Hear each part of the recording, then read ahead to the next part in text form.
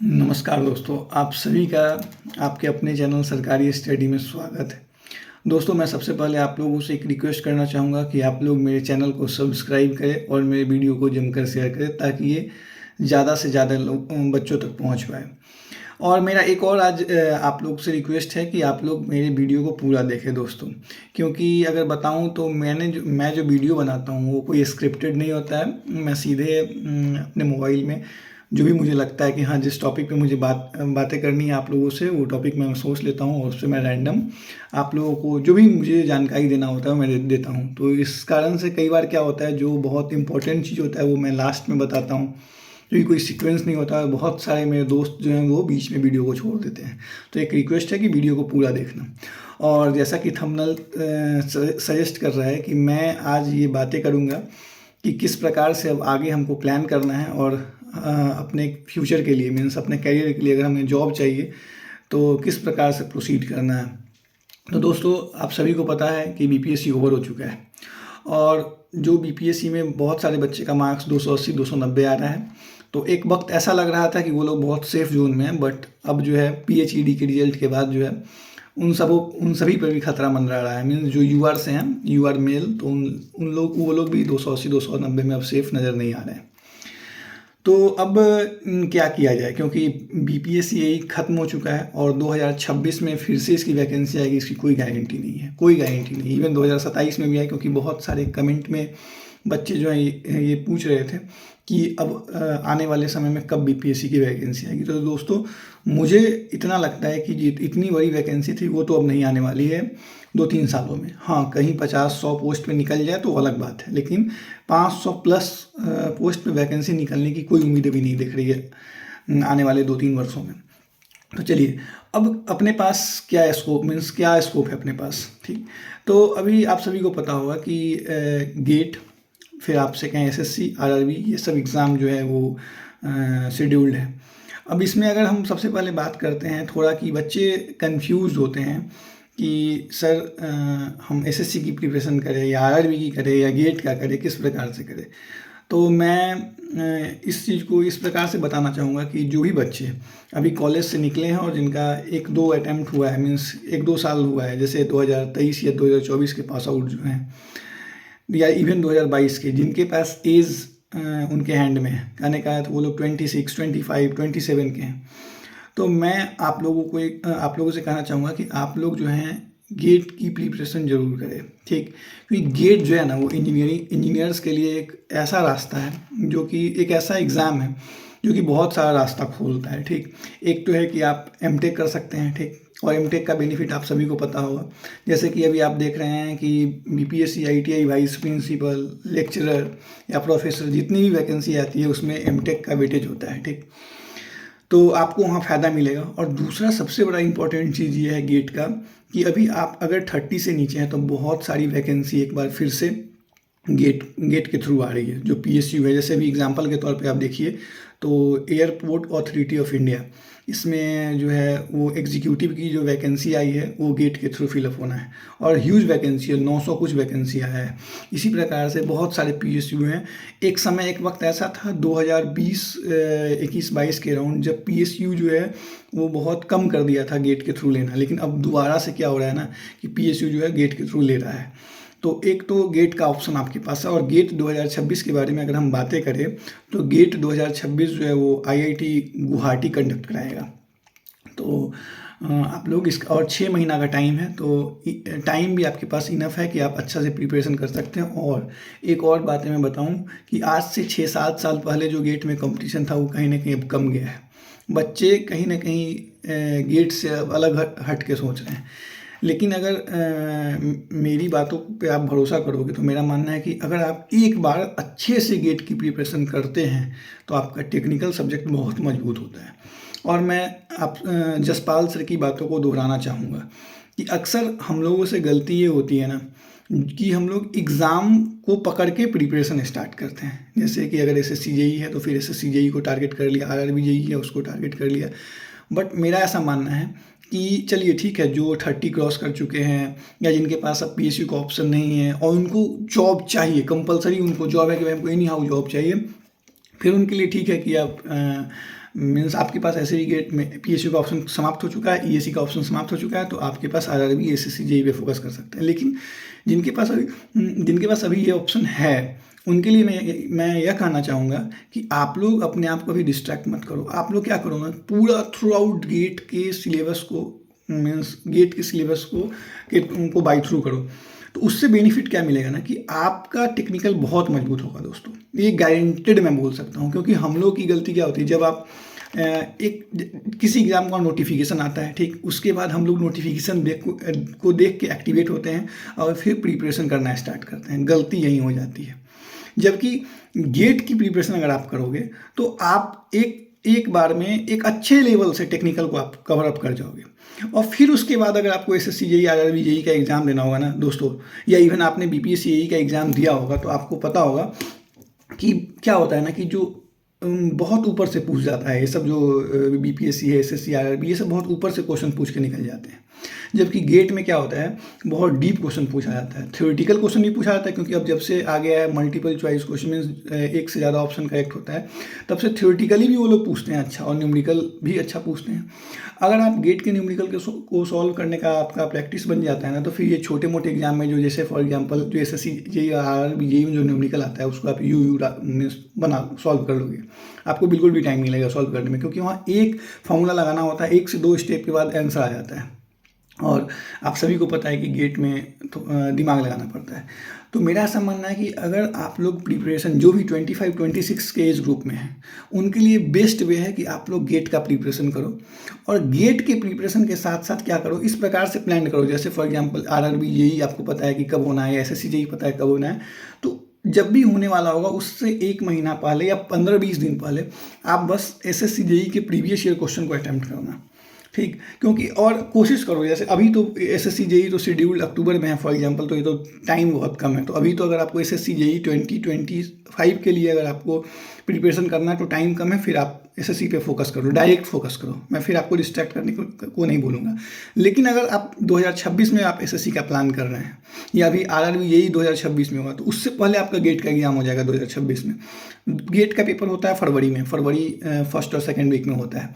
तो 6 महीने का टाइम है, और 6 महीने में मेरा ऐसा मानना है कि आप अगर मान लो 12 टेक्निकल सब्जेक्ट है, तो 7-8 टेक्निकल सब्जेक्ट बहुत अच्छे तरीके से प्रिपेयर कर सकते हैं। और हम ये दावे के साथ कह सकते हैं कि अगर आप एक बार गेट के लिए अच्छे से प्रिपरेशन कर लेते हैं, तो वो सारे टेक्निकल सब्जेक्ट पे आपका पकड़ बहुत मजबूत हो जाएगा। और उसके बाद क्या होगा, जब भी कोई एग्जाम होगा, आरआरबी या एसएससी जेईई टाइप का, इवन बीपीएससी जेईई या किसी भी स्टेट का ये एग्जाम होगा, तो आप फील करोगे कि यार आपको बेनिफिट होगा, आपको अपर हैंड महसूस होगा। क्योंकि क्या होता है ना, ये सब एग्जाम जो होता है वो जनरली ऊपर से क्वेश्चन पूछा जाता है, थ्योरी भी पूछा जाता है तो बहुत ऊपर से पूछेंगे। अगर डीप भी गए तो आप गेट के लेवल कोई लोग टच नहीं करते हैं, तो आपको कहीं ना कहीं बेनिफिट होगा। हाँ, अब जो भी मेरे दोस्त 30 क्रॉस कर चुके हैं, जिनके लिए पीएसयू का ऑप्शन समाप्त हो चुका है और उनको कोई इंटरेस्ट नहीं है एमटेक करने में, तो फिर उनके लिए तो मैं यही कहूँगा कि आप किसी स्टेट एई या एसएससी जेईई या आरआरबी जेईई पे फोकस करो, ठीक। तो आपका ओरिएंटेशन इस प्रकार से होना चाहिए फिर कि आपको दिखना चाहिए कि हाँ ये एग्ज़ाम है, इस साल हमको क्लियर कर लेना है, ठीक। फिर आप 2 साल या 1.5 साल या 3 साल का प्लान मत करो, क्योंकि बहुत सारे दोस्त जो है कमेंट कर रहे थे कि मैं क्या करूं सर, जो आपकी कंडीशन है उसी कंडीशन में मैं हूं। तो मेरा मानना है कि मेरी तो कंडीशन इस प्रकार की है कि अब मैं पीएसयू के लिए एलिजिबल नहीं हूँ। मीन्स 30+ में क्या होता है ना कि अब मेरा, आप सभी को पता है कि 30 साल 2 महीने का समय हो चुका है, एज हो चुका है मेरा। तो अकॉर्डिंग टू दिस अब क्या होता है ना कि प्रॉब्लम होता है, पीएसयू में आप नहीं सेलेक्ट हो सकते हैं। जनरली पीएसयू 28 और 30 में समाप्त हो जाता है। तो अब है, या तो अगर मुझे एमटेक करना है तो फिर तो गेट का पेपर आपको लिखना ही पड़ेगा, ठीक। और नहीं, अगर आप जॉब चाहिए तो फिर आप फोकस हो जाए। इस टाइप के जो मेरे टाइप के स्टूडेंट हैं, फिर वो आरआरबी जेईई या एसएससी जेईई या जो भी एई का एग्जाम होने वाला है, स्टेट एई का, उस पर आप फोकस हो जाओ। अदरवाइज मैं यही बोलूँगा कि जसपाल सर का बात याद रखना, बहुत ही मुझे सही लगा था ये बात, कि हम लोग क्या होता है नोटिफिकेशन देख के प्रिपरेशन अपना स्टार्ट करते हैं। जैसे बहुत सारे बच्चे अभी एसएससी जेईई में लगे होंगे और आरआरबी जेईई को वो लोग साइड ऑन किए होंगे, भाई नोटिफिकेशन तो अभी तक नहीं आया। तो मेरा मानना है दोस्तों, नोटिफिकेशन देख के तैयारी मत करो। तैयारी करना है तो अपने आप को एक टारगेट दो कि इस महीने में मैं ये 3 सब्जेक्ट को पूरा कमांड कर लूँगा, इस 3 सब्जेक्ट में मेरा पूरा कमांड होना चाहिए। लाइक एक शेड्यूल तैयार करो कि 6 महीने के बाद अगर कोई एग्ज़ाम है तो 6 महीने में अगर 12 टेक्निकल सब्जेक्ट है तो 12 टेक्निकल सब्जेक्ट मुझे 5 महीना में कवर अप कर लेना है और 1 महीना मुझे रिवीजन करना है। इस प्रकार का शेड्यूल बनना चाहिए और ये हर एक इंसान का अपना अपना अलग अलग हो सकता है, ठीक। किसी के शेड्यूल को फॉलो करने का ज़रूरत नहीं। हाँ, बहुत तो गाइड किया जा सकता है कि किस प्रकार से बनाएं, लेकिन बनाएं आप खुद से शेड्यूल। और दोस्तों मेरा एक और चीज़ कहना है कि अभी क्या है ना कि मैं जैसे मैंने बोला था कि जो भी लोग अभी तक मेरे वीडियो को देख रहे होंगे, तो अब ये एक बहुत इंपॉर्टेंट बात मैं अभी लास्ट में बता रहा हूँ कि जो बिहार सरकार है ना, या जो बिहार की जो भी बॉडी जो एग्जामिनेशन कंडक्ट कराती है उस पर भरोसा और ट्रस्ट करना बिल्कुल भी सही नहीं होगा। क्योंकि आप सभी को पता होगा कि बहुत उम्मीद था उन बच्चों को, उन इंजीनियर्स को जो बीएसओ का फॉर्म भरे थे, स्टैटिस्टिकल ऑफिसर का फॉर्म भरा था। उन लोगों को लगता था कि चलिए अपने पास एक अच्छा लेवल 7 के जॉब को पाने का मौका है बिहार सरकार में। और जिस प्रकार का डेटा निकल के सामने आ रहा था कि बीएसओ में जो एक्सपीरियंस वाले कैंडिडेट नहीं है, तो कहीं ना कहीं एक फ्रेश एग्ज़ाम था और वैकेंसी भी अच्छी थी, अप्रॉक्स 687 वैकेंसी थी। तो इसमें लोगों को उम्मीद था। लेकिन अभी एक आरटीआई का रिप्लाई आया है और उस रिप्लाई में ये कहा गया है कि भाई जो भी बंदे बीटेक कर रखे हैं या बीएससी एग्रीकल्चर कर रखे हैं, जिनका सब्जेक्ट है मैथ्स सब्सिडी, जैसे आप सभी को पता होगा, जो भी बंदे बीटेक करते हैं उनको M1 M2 M3 पढ़ना पड़ता है। तो उस बेसिस पे उस टाइम उन्होंने फॉर्म भरा था, जबकि उस टाइम बहुत बार पूछा गया विभाग से कि क्या हम लोग एलिजिबल हैं, तो उस टाइम विभाग के द्वारा कोई आंसर नहीं दिया गया। तो बच्चे ने 600 रुपये लगा के फॉर्म भरे। लेकिन आज एक आरटीआई का रिप्लाई आता है और उसमें कहा जाता है कि सभी इंजीनियर, जितने भी इंजीनियर ने इस फॉर्म को भरा है वो लोग एलिजिबल नहीं हैं। तो ये कितना बड़ा नाइंसाफ़ी है भाई। 600 रुपये भी बर्बाद हो गए और जो एक उम्मीद थी, जिसकी बहुत सारे बच्चे इसकी प्रिपरेशन स्टार्ट कर चुके थे, तो वो सारी उम्मीद हराशाई हो गई।